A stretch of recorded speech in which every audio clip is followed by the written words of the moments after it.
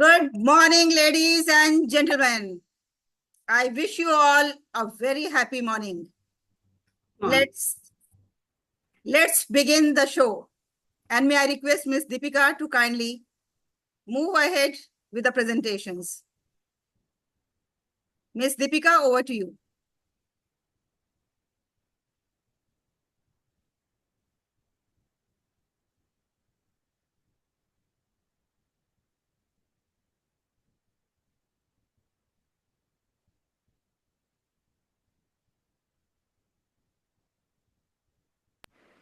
Is my screen visible, ma'am?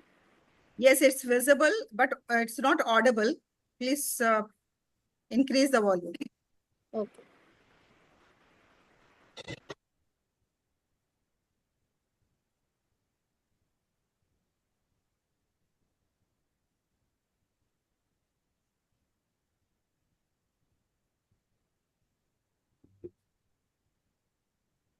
So, ladies and gentlemen, this is a common invitation to all the leaders around the globe for our Global Leaders Conference and Award Ceremony on Sustainable Development.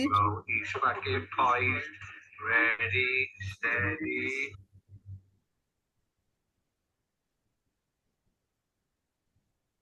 So this conference is going to happen on 14th September. Venue is Dubai Al Bustan Hotel. The objectives of this conference is quite obvious. It's obvious with the name itself, that sustainable development is a development that meets the needs of the present without compromising the ability of future generations to meet their own needs. So keeping this beautiful thought and meaningful thought in mind, we have designed this conference, how the global leaders can be responsible and can contribute in the sustainability. The objective is to share the best practices of sustainability. It's organized by EduFam International with cooperation of Resolve Asia, Malaysia, and ACE International, Singapore. Our media partner is Brand Girls India. As I was mentioning about the objectives, the first and foremost objective is to promote sustainable development goals, to foster global leadership and encourage leaders to champion sustainable practices, and above all, to share the best practices that's happening around the globe. And as business owners, as professionals, we all look forward to the networking and collaboration, and Dubai is a business hub. You will get lots of networking and collaboration opportunities in Dubai. And at the same time, we are going to acknowledge and recognize the excellence in different fields of life. Like suppose if you are associated with any profession and you are doing excellence, keeping in mind that how you are going to help the environment, how you are going to practice the sustainability, you are entitled to be acknowledged and recognized.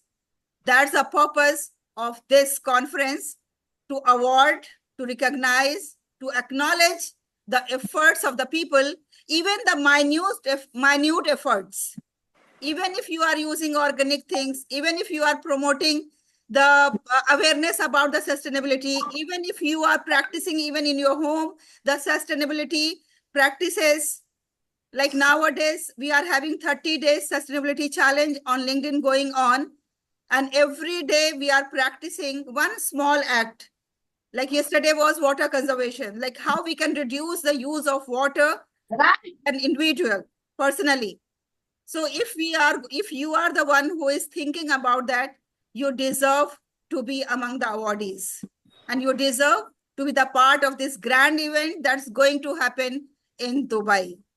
So thank you very much. This program is a part and parcel of the conference, because before the conference happened on 14th September, we would like to create the awareness through our corner meetings, through our promo programs, through our awareness sessions, so that it can reach, the message can reach to the masses.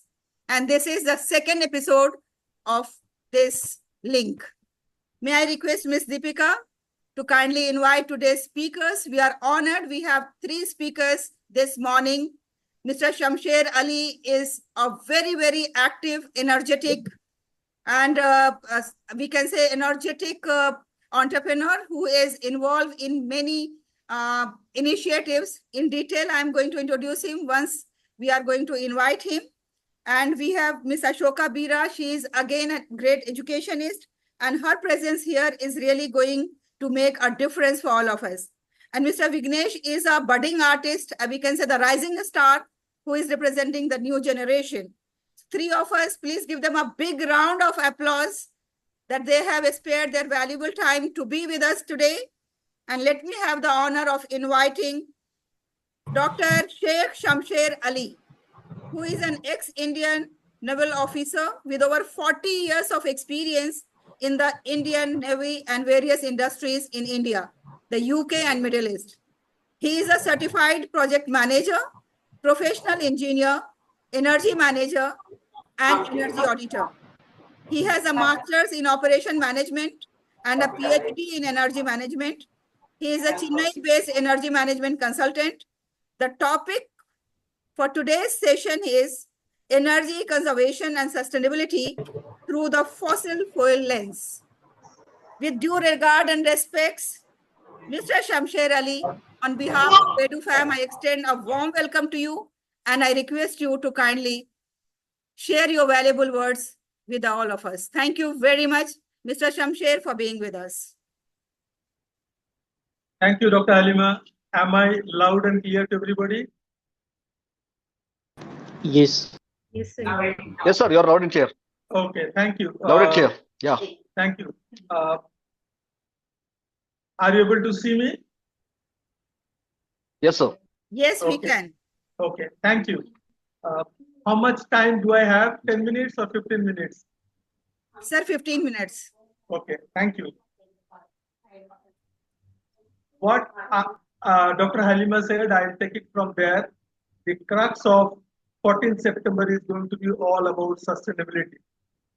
And I'm going to give a curtain raiser of that sustainable or sustainability from the environmental point of view.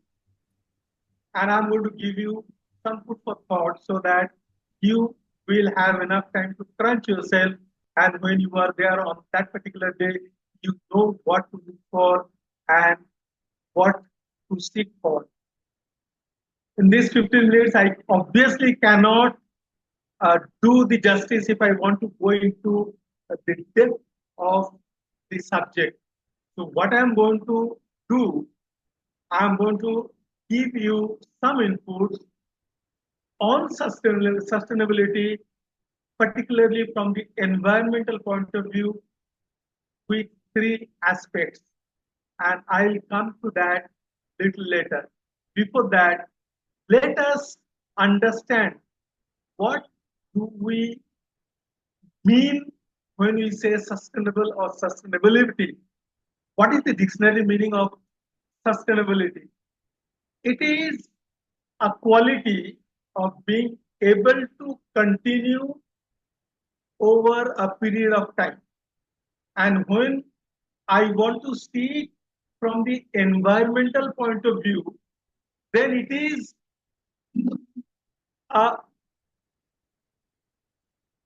when I look at it from the environment point of view, it is the responsible way of conserving natural resources and protecting the global ecosystem. That is very important. Using the natural resources and protecting the global ecosystem. It should aim to improve the quality of human life without, very important, without putting the unnecessary strain on the Earth's supporting ecosystem. And why I'm telling Earth supporting ecosystem, you will see it in a while when I show you a graph. It also involves maintaining the ecological balance, reducing the carbon emission, promoting renewable energy, ensuring equitable resource access to everybody, and so on and so forth. And that reminds me what Mahatma Gandhi said. Mother Nature has given enough for our need, but not for our greed. I'm going to show you a graph, and I want at least one of you to tell me a good story after seeing that graph. Let me share it.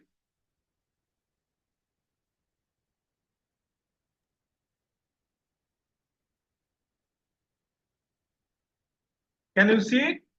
Yes. Can somebody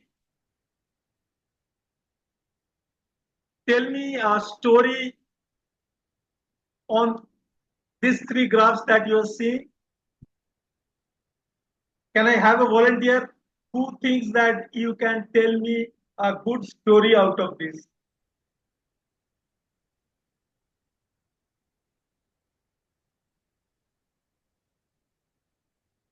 Anybody? Any volunteer? Mr. Naresh has Yes, raised sir. his hand. Yeah. Please go Yes, ahead. sir. Please go ahead. Yes, sir. Yes, sir. Shamsher, sir, it's an honor to have you here. I have gone through many of your lectures, and I am also part of X fraternity. Thank So you. the majority of the things which is coming up is the liquid fuels, which is the main fossil fuels, which is causing the degradation of the this thing as per the graph, which is in the red color. That's one Yes. thing. The second is the coal, or the fossil fuels which we are using. That's one thing. So other things are also like natural gas and renewables are there, but nuclear has a less effect. But yes, we have to take a precautionary measure. But as of now, as per the sustainability and ESG is concerned, main drawback is the liquid fossil fuels which we are emanating, that is scattering almost how much? I think about 200, near about 250. That is a mark which is happening. By 250, the projections you can see, it can completely devastate the environment. That's the main thing. So I may be wrong, but sir, No, as per the, yeah, maybe wrong, tha- but this is the what I understood from the graph. thank you. And Thank you very much. You are not wrong. You are on the dot, and you have gone to the technical part. Okay. yeah, Now, yeah, now, now, allow me to tell you a good, spicy story out of it from my perspective. Can you see the pointer? Yes, we can. Okay. These graphs are few years old, but then it holds good. Can somebody unmute the mute it, please? Somebody's mic is on. Thank you. These all three graphs are few years back, but holds very relevant in today's time.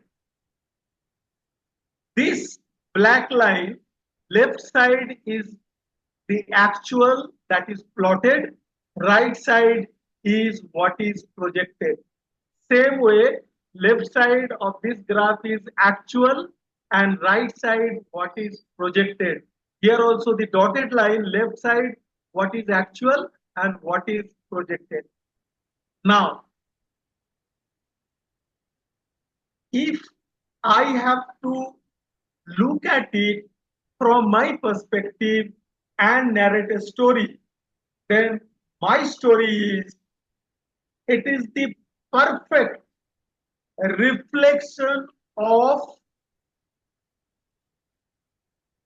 human greed.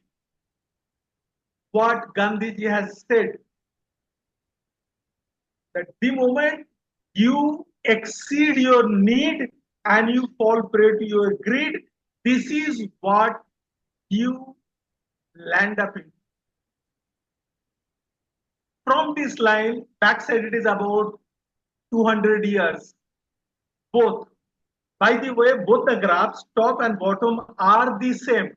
Only difference is here the this top one is the fossil fuel, which is little maroon color, and bottom one blue is the non-fossil fuel. And in the bottom, the fossil and non-fossil fuels are separated and shown. So in the bottom, this is 1, 2, and 3. These three are the fossil fuel, which is reflected on top, and these three on top are the non-fossil fuel. 4, 3, 4 are there non-fossil fuel, which is shown here in the bottom in blue. Now, if you go back to around 1815, 1820, 1830, at that time, primarily wood was being used as a fuel, source of fuel. Coal was available to some extent, and people were using coal. And as the industrialization started happening, the people also started using coal to some extent. So you can see at the beginning it is all biomass, and after that slowly coal started being used. Your oil and natural gas came into existence much later, as late as mid 1950, 1960, around that time, when the oil in the Middle East was discovered and exploitation started around that time. Now, what happened from 1800 till 1950? All over it was green, plantation was there, air quality was good, there was no problem for air pollution because the amount population, world population was less, and coal was not being used so much. So the kind of oxygen we were using was available much more than that in the atmosphere because of so much of greenery and plantation. Carbon dioxide that we were adding to the atmosphere was not so much, but over a period of time, the non-fossil fuel usage remained the same, but then fossil fuel usage from 1950, 1960, it actually catapulted. And it was mainly because of two reasons. One, industrialization.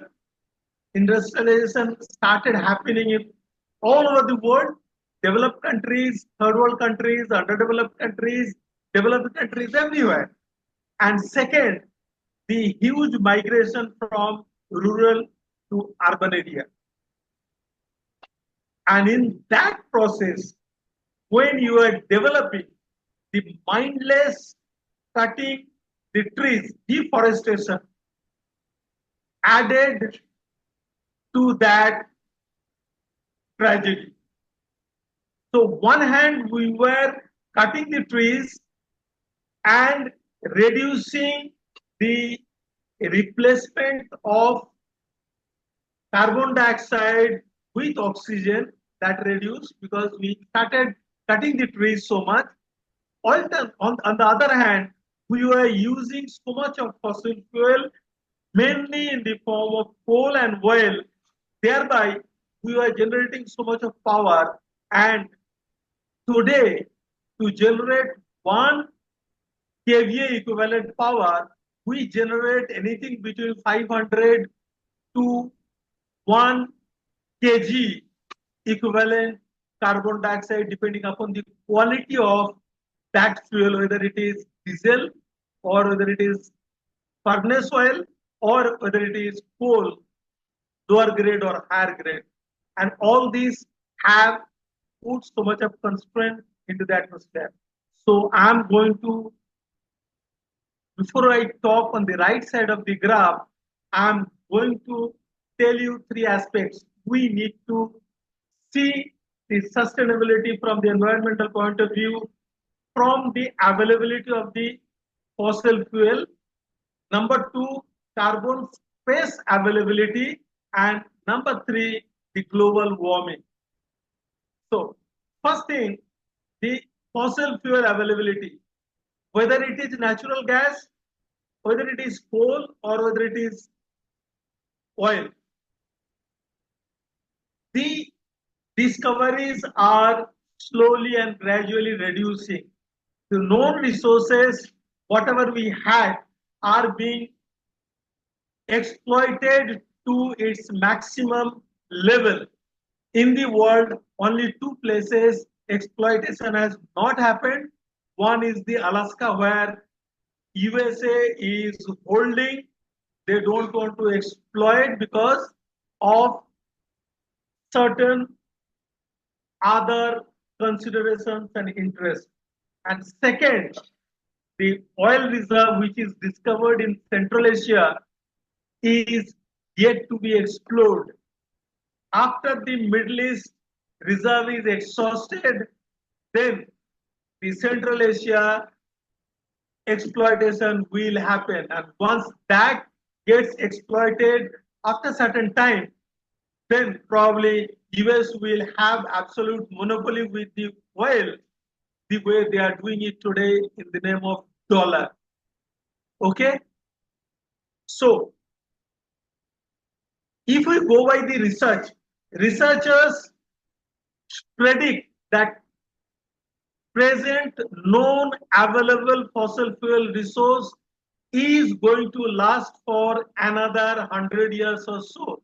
So maybe next century, by now, we will run out of fossil fuel reserve, and that is what is being reflected on the right side of this line on both the graphs. What is the solution to overcome this problem? One, we reduce the consumption of the fossil fuel. Alternatively, we increase the utilization of non-fossil fuel. Non-fossil fuel, it can be solar, it can be bio, it can be wind, it can be anything. Now the problem is, every country, even today, they are ramping up their generating capacity based on fossil fuel reserve, and that is very easily, visible on this right side graph. It shows that we continue to use the fossil fuel to meet our growing demand in the same way we had been doing in the past. So this is one very important point.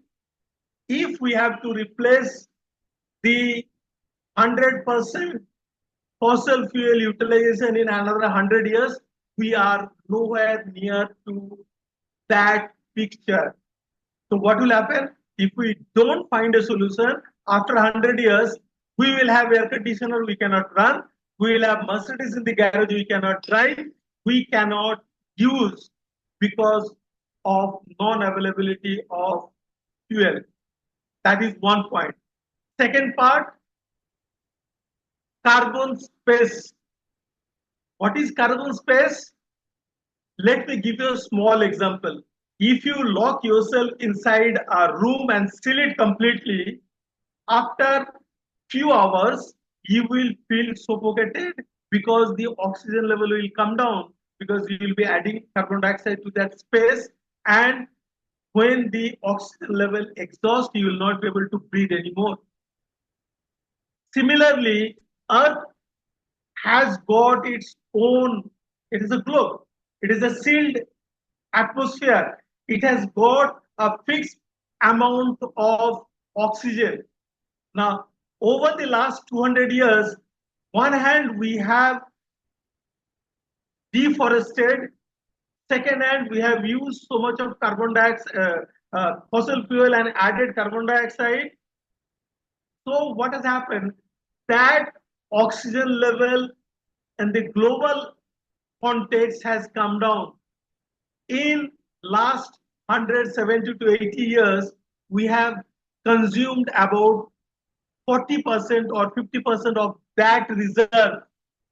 And again, if we are to believe the researchers, they predict that remaining 40 or 50%, whatever is available, we will run out of it in another 100 years or so. So the point is, before the fossil fuel reserve gets exhausted, we will run out of the breathing space, we'll run out of the oxygen to breathe. Then what will happen? We will experience the high peak mountain syndrome in the plain. What is that? In the peak mountain, oxygen concentration is less. People find it difficult to breathe. So they used to carry the oxygen cylinder when they go on top. Probably 70, 80 years from now, if we continue doing what we are doing, we will have to carry the oxygen cylinder with us to breathe comfortably.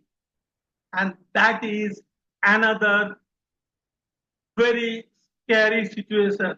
And third is the global warming.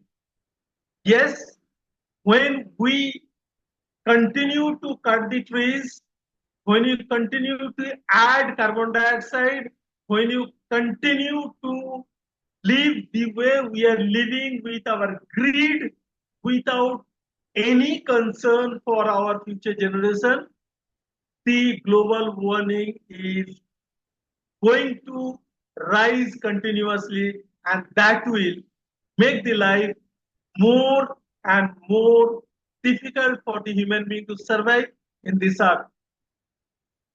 If we look at this situation from these three perspectives, I'm sure you will find reasons to ponder upon what we should be doing. Now, before I end, I would like to call your attention. I think most of us present here are Indian. How many of you remember what we did on 20th of April 2020? Does anybody remember? Anybody remembers? I don't think that we remember. That day, evening, 9 o'clock, not everybody, I think I tried to find out, but then I couldn't find out. But then my gut feeling is about 70 to 80% of the Indian household, they switched off the light in their home for 9 minutes. It was done voluntarily, nobody forced. Of course, somebody gave a call, whatever may be the reason, I'm not going into that. All that I'm doing, whoever participated, they participated voluntarily without any compulsion and switched off the light. And the impact on the national grid was 31,000 megawatt. It is a huge amount of power. Lot of articles were written by the researchers on that single event. I also wrote an article titled Learning from Switching Off Light at the Time of COVID-19. So, Mr. Shaikh Shamser Ali, now rest of the things we will listen to you in the conference. I will close it. I'm going to make my closing comment. We all need to ask ourselves what we can do to contribute towards this looming crisis on our head and make this sustainability drive to spread across globally. Thank you very much for your attention.